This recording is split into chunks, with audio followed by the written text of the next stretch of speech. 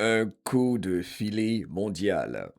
Une trentaine d'arrestations internationales par le FBI du président patriote Donald J. Trump et du patriote, son directeur du FBI, Kash Patel.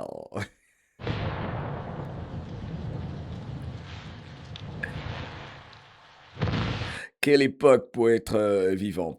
Nous revenons donc aujourd'hui sur une opération internationale majeure annoncée par le directeur du FBI, Kash Patel, une vaste offensive menée avec des partenaires américains et étrangers qui a abouti à des dizaines d'inculpations sur plusieurs continents. Et dire que certains veulent vous faire croire que rien ne se passe. Le plus intéressant dans cette information fantastique, c'est que c'est mondial. Alors selon Kash Patel, je vous montre son tweet sur l'écran. Selon lui donc, cette mission démontre la capacité du FBI et de ses partenaires à poursuivre les opérations criminelles transnationales où qu'elles se trouvent dans le monde. Ça fait plaisir. Entrons donc dans les détails. Alors, c'est l'opération qui s'appelle Hard Ball, une offensive internationale, ok?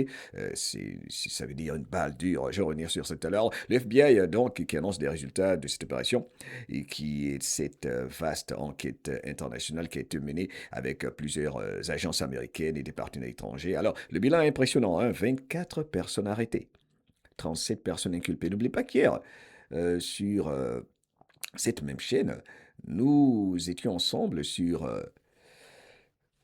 Influence positive et on parlait de 305 arrestations et 24 enfants retrouvés. Au fait, visite mohameddiallo.com, ça c'est sur mohameddiallo.com et tout est sur mohameddiallo.com, ok.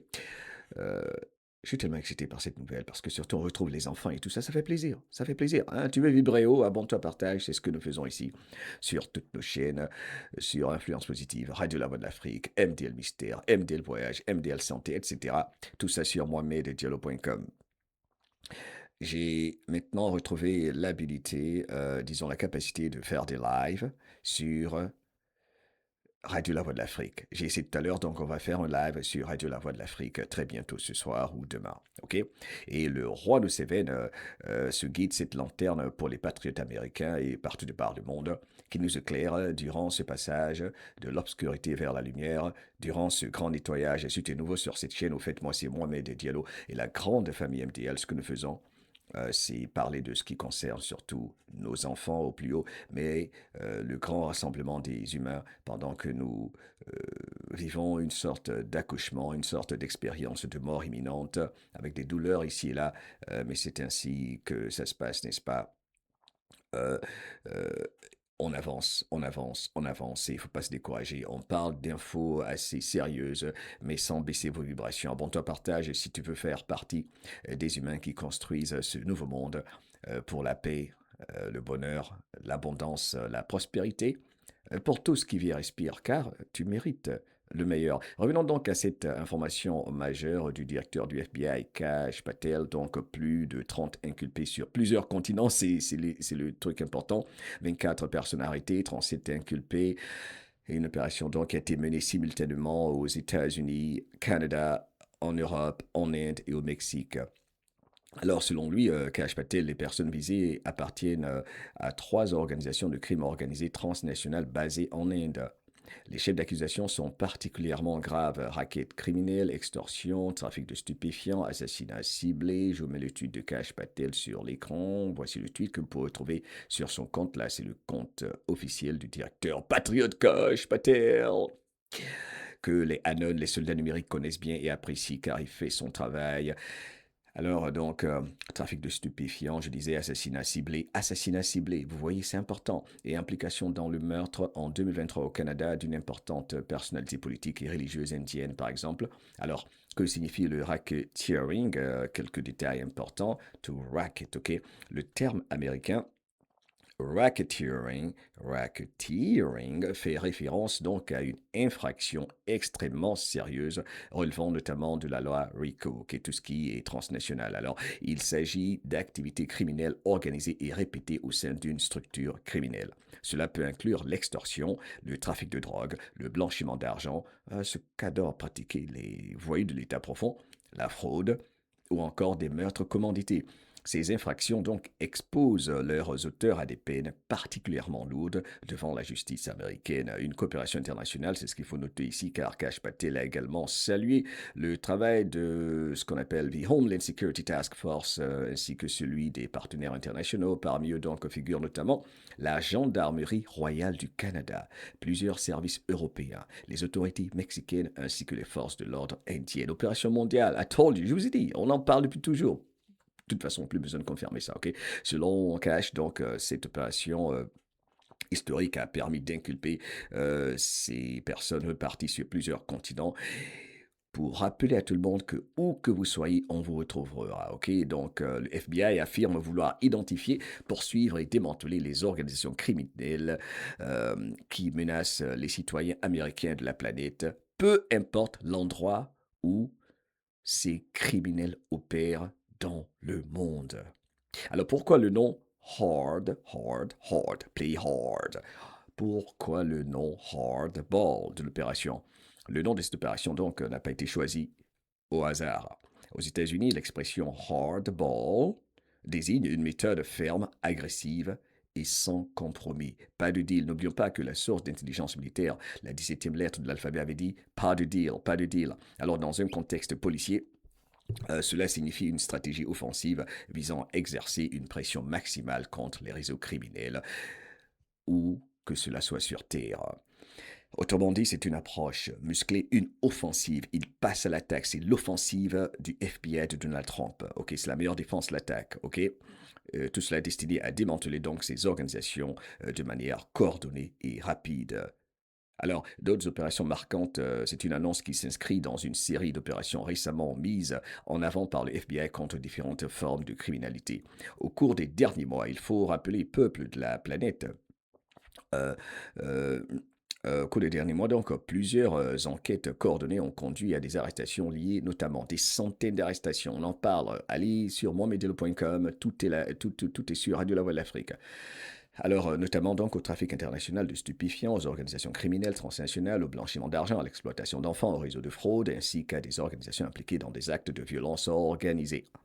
L'opération Hardball donc vient désormais s'ajouter à cette série d'interventions d'envergure menées avec la coopération de nombreux partenaires internationaux.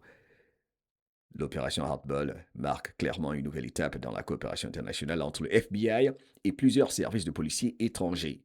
Alors, cette mission donc illustre l'ampleur des enquêtes menées contre le crime organisé transnational. Alors, ce que j'aimerais faire remarquer ici, regardez là, c'est cette annonce récente du directeur du FBI, Kash Patel, et j'ai mis ça sur mon compte X. Tout se confirme. Mauvaise nouvelle pour les criminels internationaux. Le FBI et l'Australie également renforcent leur offensive mondiale. À tous ceux qui pensent que le président Trump et le directeur du FBI, Kash Patel, ne s'arrêteront qu'aux frontières des États-Unis, détrompez-vous. La lutte contre le narcotrafic, le crime transnational et le terrorisme se poursuit bien au-delà des frontières américaines grâce à des partenariats internationaux de plus en plus solides. Kash Patel déclare: Fier d'accueillir mon ami et notre excellente partenaire, la commissaire de la police fédérale australienne, Chrissy Barrett, au siège du FBI. Nous avons eu une excellente réunion sur notre partenariat et la poursuite de notre travail commun contre le narcotrafic, le crime transnational et le terrorisme, avec notamment la signature d'un protocole d'entente entre nos deux services sur ces questions essentielles. Le message est clair, continue Kash Patel. C'est une très mauvaise nouvelle pour les criminels en Australie et pour tous ceux qui pensent pouvoir échapper à la justice en se cachant derrière une frontière. Hein? C'est la confirmation des décrets dont je vais parler tout à l'heure. Et c'est un rappel important, surtout pour les nouveaux sur cette chaîne. Abonne-toi, partage, tu veux savoir exactement ce qui se passe durant ce grand réveil, ce grand nettoyage. Abonne-toi, partage. Alors, les réseaux criminels sont internationaux. La coopération des forces de l'ordre l'est aussi, déclare Kash Patel. Là, ce sont des photos de lui celle avec laquelle il collabore. Je vous dis, la collaboration est claire, elle est réelle partout de par le monde. C'est une opération mondiale dont on parle depuis toujours et tout se confirme. C'est extraordinaire. Entre autres, la Russie retrouve sa place aux Jeux olympiques. L'interdiction olympique imposée à la Russie a été levée. L'ancienne garde n'est plus aux commandes. Profitez du spectacle, le grand nettoyage mondial se poursuit partout et dans tous les domaines. Bref, on reviendra sur ça sur Radio La Voix de l'Afrique dans un direct, c'est clair. Je finis avec les décrets, ok? Les décrets 13 818 et 13 848 dont je parle depuis des années. Alors, résumons. Ceci est très important dans cet art de la guerre. Ok? De quoi s'agit-il? Surtout pour les nouveaux sur cette chaîne. Je parle de décrets qui ont été reconduits par Joe Biden, qui permet de faire arrêter tous ceux qui ont trahi l'Amérique et qui ont commis des crimes contre l'humanité. Commençons par le décret 13-818 du 20 décembre 2017. Celui-là concerne le blocage des biens des personnes impliquées dans des violations graves des droits de l'homme ou de la corruption.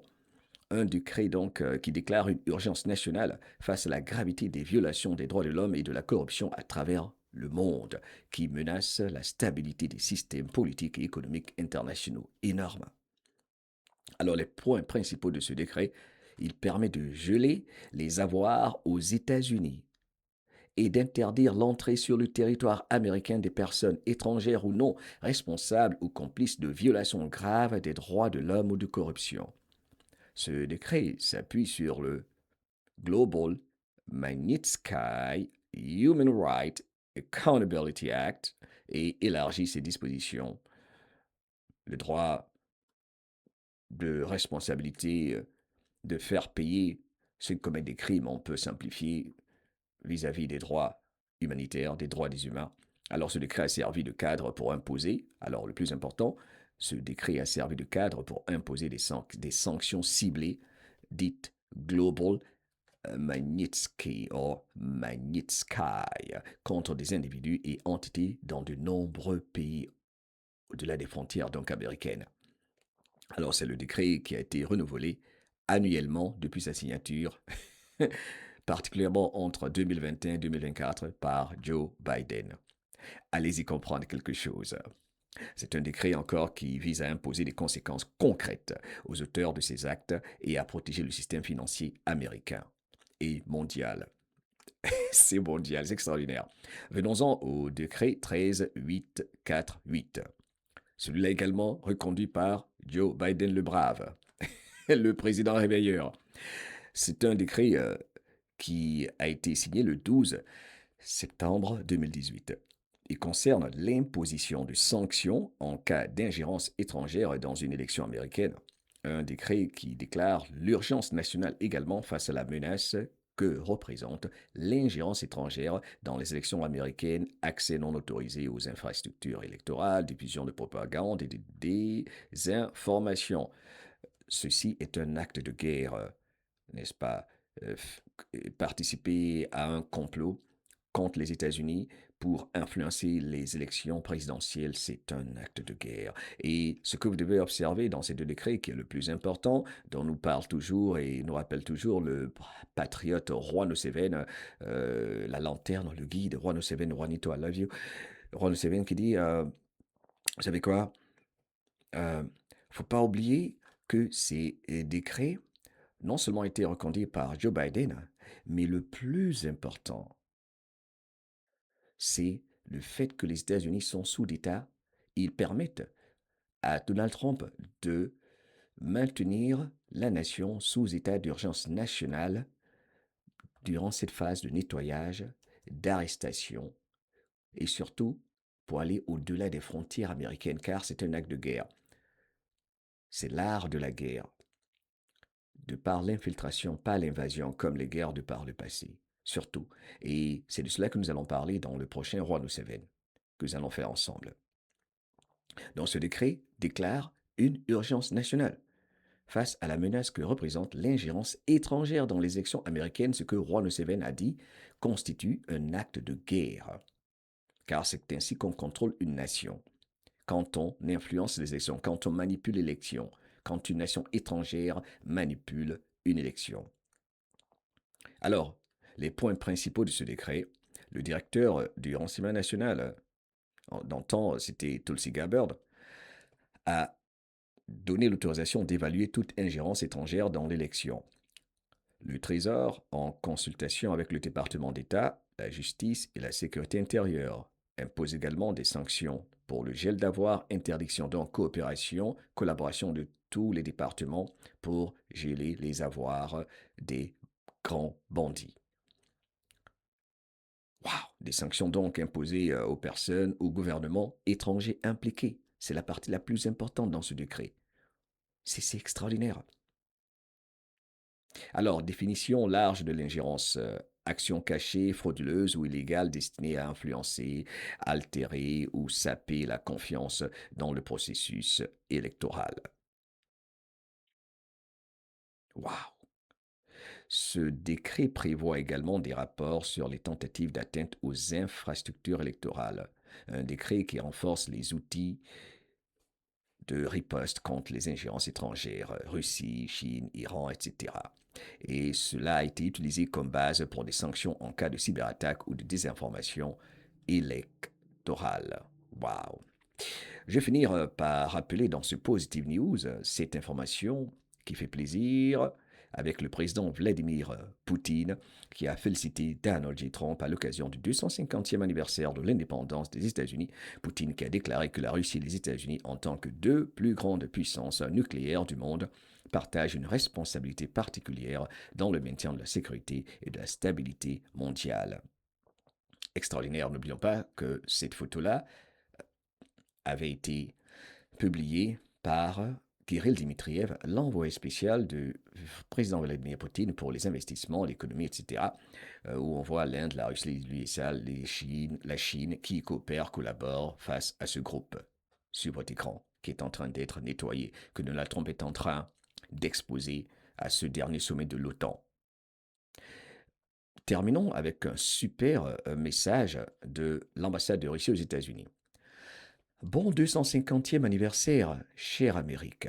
Depuis la naissance de cette nation le 4 juillet 1776, la Russie s'est tenue aux côtés des Américains, non seulement par sympathie pour leur combat pour la liberté, mais aussi en leur apportant un soutien concret. L'impératrice Catherine la Grande refusa catégoriquement d'observer le blocus naval et de fournir 20 000 troupes à la demande de Londres, aidant ainsi les 13 anciennes colonies dans leur guerre d'indépendance contre l'Empire britannique. Contre l'Empire britannique. À un autre moment critique de l'histoire des États-Unis, pendant la guerre de sécession, la Russie résiste aux tentatives britanniques et françaises de légitimer la Confédération en envoyant, en 1863, 2 escadres navales dans les eaux américaines, constituant un puissant moyen de dissuasion contre toute ingérence étrangère. Exprimant son soutien au président Abraham Lincoln, le chancelier russe de l'époque, Alexandre Gortchakov, déclara « La politique de la Russie envers les États-Unis est définie et ne changera pas. Avant tout, nous souhaitons préserver l'Union américaine comme une nation indivisible. Il y eut aussi de grands jours dans les relations entre nos pays, comme la camaraderie d'armes pendant la Seconde Guerre mondiale. Malgré une longue politique de non-reconnaissance de l'Union soviétique jusqu'en 1933, précédée de l'intervention militaire américaine dans la Russie révolutionnaire. Mais même pendant les pires années de la guerre froide, Moscou et Washington, conscients de leur responsabilité pour la paix et la sécurité mondiale, ont su trouver des moyens d'éviter la confrontation.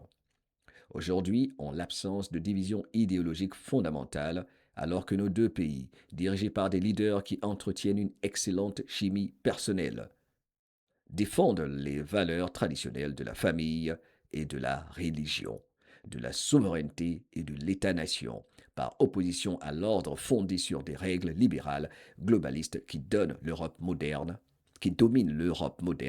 la Russie et les États-Unis peuvent et doivent coexister de manière constructive en bâtissant un véritable partenariat économique viable, mutuellement respectueux et égalitaire. C'est énorme. I love you. Wow.